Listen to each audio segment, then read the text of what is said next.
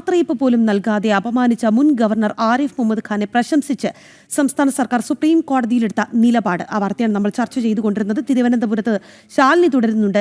ശാലിനി, മുൻ ഗവർണർ ആരിഫ് മുഹമ്മദ് ഖാനെ കുറിച്ച് പറയുകയാണെങ്കിൽ അദ്ദേഹം രാജ്ഭവനിൽ സർക്കാരിനെതിരെ ആദ്യമായി ഒരു ഗവർണർ ഒരു വാർത്താ സമ്മേളനം നടത്തേണ്ടി വരുന്നു. അത്തരത്തിലൊരു ഗതികേടിലേക്ക് ഒരു ഗവർണറെ എത്തിച്ച സംസ്ഥാന സർക്കാരാണ് നമ്മുടേത്. ആ സർക്കാരാണ് അന്ന് അദ്ദേഹത്തെ അത്രയധികം അപമാനിച്ചതിന് ശേഷം ഇപ്പോൾ എല്ലാം ശരിയായി, അല്ലെങ്കിൽ ഒരു തിരിച്ചറിവ് വന്ന രീതിയിൽ സുപ്രീം കോടതിയിൽ നിലപാടെടുക്കുന്നത്. എന്താണ് ഈ നിലപാട് മാറ്റത്തിന് പിന്നിൽ, ശാലിനി? രാഖി, തീർച്ചയായും അത് രാഷ്ട്രീയ പ്രേരിതമാണ്, അല്ലെങ്കിൽ മുഖം രക്ഷിക്കുന്നതിന്റെ ഭാഗമായിട്ടാണ് എന്നുള്ളതാണ് നമ്മൾ മനസ്സിലാക്കേണ്ടത്. ഒപ്പം തന്നെ കോടതിയിൽ നിന്നുണ്ടാകുന്ന തിരിച്ചടി അത് ഭയന്നുകൊണ്ടുള്ള ഒരു മുൻവിധി മുന്നിൽ കണ്ടുകൊണ്ട് ഉള്ള ഒരു നിലപാട് മാറ്റമായി നമുക്കിതിനെ വിലയിരുത്താനും കഴിയും. കാരണം രാഖി സൂചിപ്പിച്ചതുപോലെ തന്നെയാണ് 2019 ഗവർണറായ ആരിഫ് മുഹമ്മദ് ഖാൻ കേരളത്തിലേക്ക് എത്തുമ്പോൾ അദ്ദേഹം ആദ്യം മുതൽ തന്നെ മാധ്യമങ്ങൾക്ക് മുൻപിൽ അദ്ദേഹത്തിൻ്റെ നിലപാടുകൾ പറഞ്ഞൊരു വ്യക്തിയാണ്. എപ്പോൾ എവിടെ മാധ്യമങ്ങളെ കണ്ടാലും അദ്ദേഹത്തിന് പറയാനുള്ള കാര്യങ്ങൾ അദ്ദേഹം വാഹനത്തിൽ നിന്ന് ഇറങ്ങി വന്ന് പറയാറുണ്ട്. പക്ഷേ പല ഘട്ടങ്ങളിലും സർക്കാർ ഭാഗത്തു നിന്നുണ്ടായിരുന്ന വീഴ്ചകൾ അത് എണ്ണിപ്പറഞ്ഞിട്ടും അതിലൊരു നിലപാട് മാറ്റമോ അല്ലെങ്കിൽ ഒരു തിരുത്തലോ ഉണ്ടാകാത്ത സാഹചര്യത്തിലാണ് സംസ്ഥാനത്തിൻ്റെ ഭരണത്തലവൻ കൂടിയായ അന്നത്തെ ഗവർണർ ആരിഫ് മുഹമ്മദ് ഖാൻ അദ്ദേഹം രാജ്ഭവന്റെ അകത്തളത്തിലൊരു വാർത്താ സമ്മേളനം വിളിച്ചത്. അതും അതിരൂക്ഷമായ ഭാഷയിൽ പിണറായി സർക്കാരിനെ വിമർശിച്ചു, ഓരോ മന്ത്രിമാരടക്കമുള്ളവരെ വിമർശിച്ചു. ചില മന്ത്രിമാർ അയച്ച കത്തുകൾ അടക്കമുള്ള കാര്യങ്ങളെ ബില്ലുമായി ബന്ധപ്പെട്ട രേഖകളടക്കം പുറത്തുവിട്ടുകൊണ്ടുള്ള നിശിതമായ വിമർശനമായിരുന്നു ആ വാർത്താ സമ്മേളനത്തിൽ അടിമുടി ഉണ്ടായിരുന്നത്.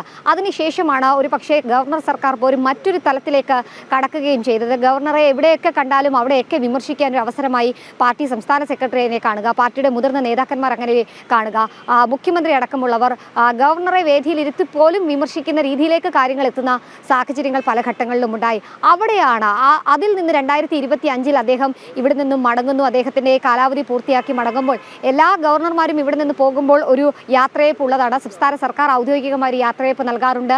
രാജ്ഭവനിലൊരു യാത്രയയപ്പുണ്ട്. പക്ഷേ രാജ്ഭവനിലെ യാത്രയയപ്പ് മാത്രം വാങ്ങിക്കൊണ്ട് അദ്ദേഹം ഇവിടെ നിന്ന് മടങ്ങുന്നൊരു സാഹചര്യം ഉണ്ടായിരുന്നു. അദ്ദേഹം പറയുകയും ചെയ്തു, ചില ഉത്തരവാദിത്തങ്ങൾ തന്നെ ഏൽപ്പിച്ചു, ആ ഉത്തരവാദിത്തങ്ങൾ പൂർത്തിയാക്കി മടങ്ങുന്നു, അതിനപ്പുറം ഒരു യാത്രയയപ്പ് താൻ പ്രതീക്ഷിക്കുന്നില്ല എന്നുള്ളതാണ്. അപ്പോൾ എത്രയൊക്കെ വിമർശനങ്ങൾ ഉണ്ടായാലും ഒരു ഭരണത്തലവൻ എന്ന നിലയിൽ അദ്ദേഹത്തിൻ്റെ ചുമതല ഒഴിഞ്ഞു പോകുമ്പോൾ നൽകേണ്ട ഒരു ആദരവ്, അംഗീകാരം അത് നൽകിയില്ല സംസ്ഥാന സർക്കാർ. അതിനുശേഷമാണ് ഇപ്പോൾ ഏകദേശം മാസങ്ങൾ മാത്രമേ പിന്നിട്ടിട്ടു. ആ മാസങ്ങൾക്കുള്ളിൽ അദ്ദേഹത്തിനെ പുകഴ്ത്തിക്കൊണ്ട് അദ്ദേഹമായിരുന്നു ശരി, അല്ലെങ്കിൽ അദ്ദേഹത്തിന്റെ നിലപാടുകളായിരുന്നു ശരിയെന്ന് പറഞ്ഞുകൊണ്ട് കോടതിയിലൊരു സൂചിപ്പിച്ചതുപോലെ സംസ്ഥാനത്ത് തുടർന്നപ്പോൾ അദ്ദേഹത്തെ അങ്ങേയറ്റം അപമാനിക്കുക, എന്നിട്ട് ഇവിടെ നിന്ന് സംസ്ഥാനത്ത് നിന്ന് മടങ്ങുന്ന സമയത്ത് അദ്ദേഹം സ്വയം പറയുകയാണ് തന്നെ ഒരു നിയോഗം ഏൽപ്പിച്ചു, അത് പൂർത്തിയാക്കി തൻ്റെ ഉത്തരവാദിത്തങ്ങളെല്ലാം തന്നെ നിറവേറ്റി താൻ മടങ്ങുന്നു, അതിനപ്പുറം ഒരു യാത്രയിപ്പില്ല എന്ന് അദ്ദേഹത്തിന് തന്നെ പറയേണ്ടി വരുന്നു. ആ ഒരു ഗതികേടിലേക്ക് അദ്ദേഹത്തെ എത്തിച്ച സർക്കാരാണ് സുപ്രീം കോടതിയിൽ ഇപ്പോൾ അദ്ദേഹത്തെ പ്രശംസിച്ചുകൊണ്ട് മുൻ ഗവർണറായ ആരിഫ് മുഹമ്മദ് ഖാനെ പ്രശംസിച്ചുകൊണ്ട് നിലപാടെടുക്കുന്നത് എന്നുള്ളതാണ്. ജിഷ്ണു, എന്തായാലും ദേശീയ മാധ്യമങ്ങളൊക്കെ ഈ വിഷയം ഏറ്റുപിടിച്ചു കഴിഞ്ഞു അല്ലേ?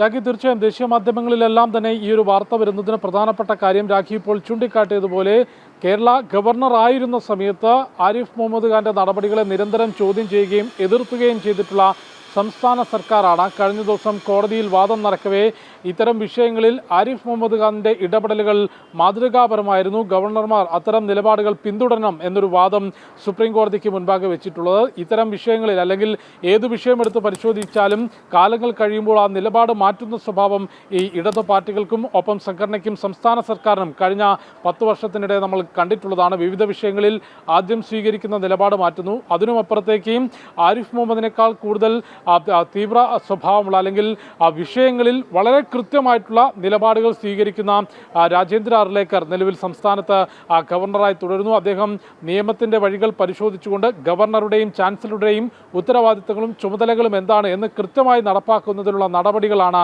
സംസ്ഥാനത്ത് നടത്തുന്നത്. അതുകൊണ്ട് തന്നെ ഒന്നുകിൽ ഇപ്പോഴുള്ള ഗവർണറേക്കാൾ കൂടുതൽ സർക്കാരിന് ഇടപെടാൻ സാധിക്കുന്നത്, അതല്ലെങ്കിൽ നടപടികൾ സർക്കാരിൻ്റെ ഇഷ്ടത്തിനനുസരിച്ച് നടത്താൻ സാധിക്കുന്നത് ആരിഫ് ആരിഫ് മുഹമ്മദ് ഖാൻ ആയിരുന്നു എന്നൊരു തിരിച്ചറിവ് ഇപ്പോൾ സംസ്ഥാന സർക്കാരിന് വന്നിട്ടുണ്ടാകണം. അതിനുമുപരി ഗവർണറുടെയും ചാൻസലറുടെയും അധികാരങ്ങൾ ചോദ്യം ചെയ്യാനോ അല്ലെങ്കിൽ അതിൽ കടന്നു കയറിക്കൊണ്ട് രാഷ്ട്രീയ ഇടപെടലുകൾ നടത്താനോ സാധിക്കില്ല എന്നൊരു തിരിച്ചറിവ് സംസ്ഥാന സർക്കാരിന് വരേണ്ടതുണ്ട്. അത് നിരവധി തവണ സുപ്രീം കോടതിയിൽ ഉൾപ്പെടെയുള്ള കേസുകളിൽ വന്നിട്ട് പോലും ചാൻസലറുടെയും ഗവർണറുടെയും എല്ലാം നിലപാടുകളും അധികാരങ്ങളും ചോദ്യം ചെയ്യുന്ന നടപടി സംസ്ഥാന സർക്കാർ തുടരുകയാണ്. ഏതായാലും രാഷ്ട്രപതിയുടെ റഫറൻസ് കേസിലാണ് ഇത്തരം വിഷയങ്ങളിൽ മുൻപ് കേരള ഗവർണറായിരുന്ന സമയത്ത് ആരിഫ് മുഹമ്മദ് ഖാൻ നടത്തിയിട്ടുള്ള ഇടപെടലുകൾ മാതൃകാപരമായിരുന്നു. ആ സമയങ്ങളിൽ ഗവർണർ മന്ത്രിമാരുമായി ചർച്ച നടത്തിയിരുന്നു തുടങ്ങിയിട്ടുള്ള വിഷയങ്ങൾ സംസ്ഥാന സർക്കാരിന്റെ ഭാഗത്തുനിന്ന് സുപ്രീം കോടതിയിൽ ചൂണ്ടിക്കാട്ടിയത്. ഒപ്പം രാഷ്ട്രപതിയുടെ റഫറൻസ് നിയമപരമായി നിലനിൽക്കില്ല എന്ന വാദം കൂടി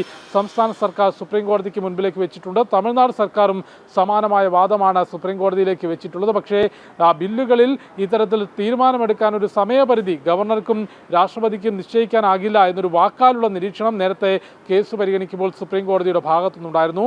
സംസ്ഥാന സർക്കാരിനെ സംബന്ധിച്ച് സർവകലാശാലകളിൽ രാഷ്ട്രീയ നിയമനം, അത് വൈസ് ചാൻസലർ നിയമനം തൊട്ട് താഴെ പിയൂൺ നിയമനം വരെയുള്ള എല്ലാ ഘട്ടങ്ങളിലും എല്ലാ നടപടികളിലും രാഷ്ട്രീയപരമായ ഇടപെടൽ നടത്തണമെന്ന നിർബന്ധം കേരളത്തിൽ ഇടത് സർക്കാർ കാണിക്കുന്നു. അത് വിട്ടുകൊടുക്കാൻ സാധിക്കില്ല എന്ന കൃത്യമായിട്ടുള്ള നിലപാടാണ് മുൻപ് ഗവർണറായിരുന്ന ചാൻസലറുടെ ചുമതലയുള്ള ഗവർണറായിരുന്ന ആരിഫ് മുഹമ്മദ് ഖാനും ഇപ്പോൾ അർലേക്കറും നടത്തി വരുന്നത്. അതിന്റെ കൃത്യമായിട്ടുള്ള നിലപാടുകൾ ഗവർണറുടെ ഭാഗത്തുനിന്ന് കോടതിയെ ബോധിപ്പിക്കുന്നുണ്ട്. അതിനിടയിലായിരുന്നു ജിഷ്ണു.